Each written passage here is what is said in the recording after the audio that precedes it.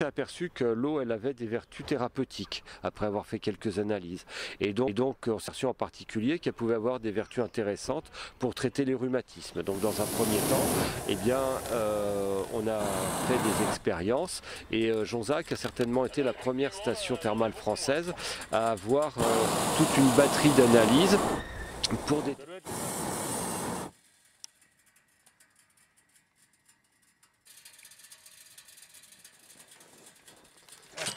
Ça fait en tirer un peu, je décolle.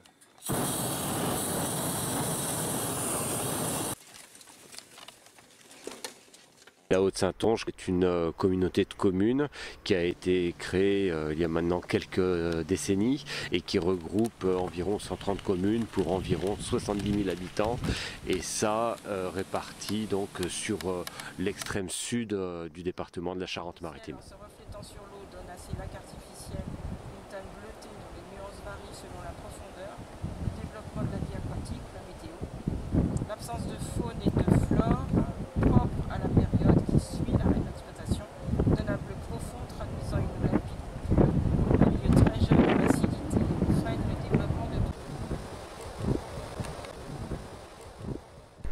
Dans le bien-être cognac.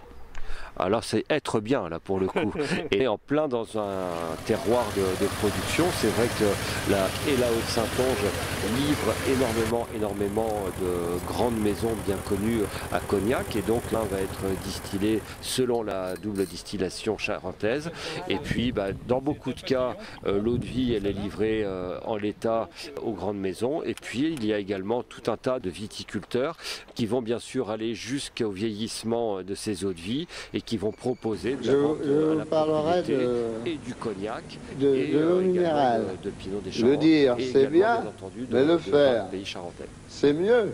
Mais l'eau ferrugineuse, oui. Exactement. Depuis les Romains.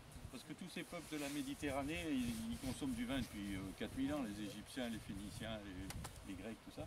Et quand les Romains ont envahi la Gaule, ils ont apporté leur culture, c'est-à-dire la vigne, mais les Gaulois n'avaient pas le droit de cultiver et de boire du vin. Par ensuite, dans 10-15 ans, elle a ravagé tout le vignoble d'Europe, de la Méditerranée jusqu'à l'Allemagne, là-haut.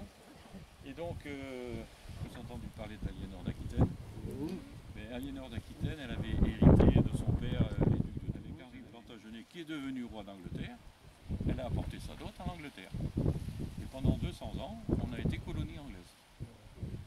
Je suis fier de faire à cheval, sur le principe. L'alcool, non, mais l'eau ferrugineuse, oui. D'ailleurs, l'alcool brûle les tissus de l'organisme. Et vous le sentez quand vous en buvez. Ça pique. C'est parce que l'eau a passé et repassé sur le fer et le fer a lissé. Alors suivez-moi. Et comme disait mon grand-père, mon grand frère, il faut vivre, mais il ne faut pas s'en faire.